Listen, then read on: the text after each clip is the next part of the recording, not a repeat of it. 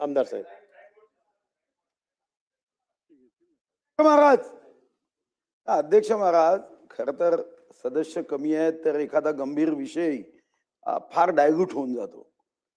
स्वतः मंत्री महोदयांनी मान्य केलं की 50 असे लोक त्या बँकेत घेतले की 6 महिने निवृत्तीला राहिले आणि सिव्हिल सर्जन कडे जाऊन अनफिट सर्टिफिकेट घेतलं. खरं तर हा नियमच बँकेत कसा कुठून आला माहित नाही. असा नियम नाही तरी घेतलेत. अध्यक्ष महाराज, याच्यातली अडचण काय?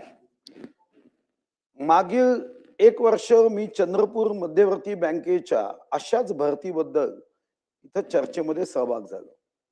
एक SIT नेमली. साहेब, ती SIT गोगल गाईपेक्षाही कमी वेगाने त्याचं काम सुरू आहे. माझी आपल्याला नम्र विनंती आहे, या बँका काही यांच्या बापाच्या नाही आहेत. हे काही कुरण नाही आहे. आणि तो स्वर्गीय महमूद सांगून गेला ना, बाप बडा ना भैया, the whole thing is that की भैया सबसे बडा रुपया. याच्याने ह्या केसेस दाबता येत नाही.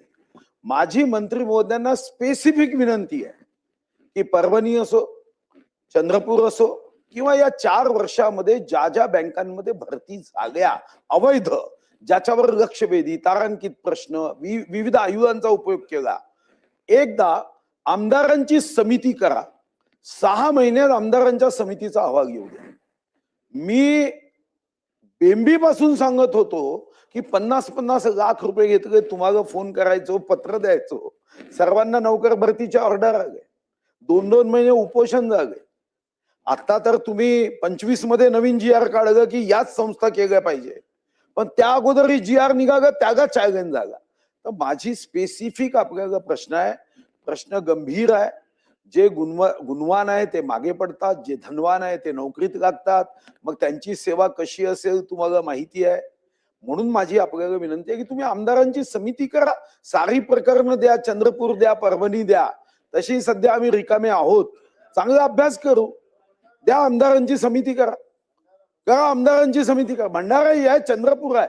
250 कोटी रुपयाचा तिथं गैरव्यवहार झाला आणि तोच पैसा निवडणुकीत मग आमच्या विरुद्ध वापरला, उभा झाला निवडणुकीत.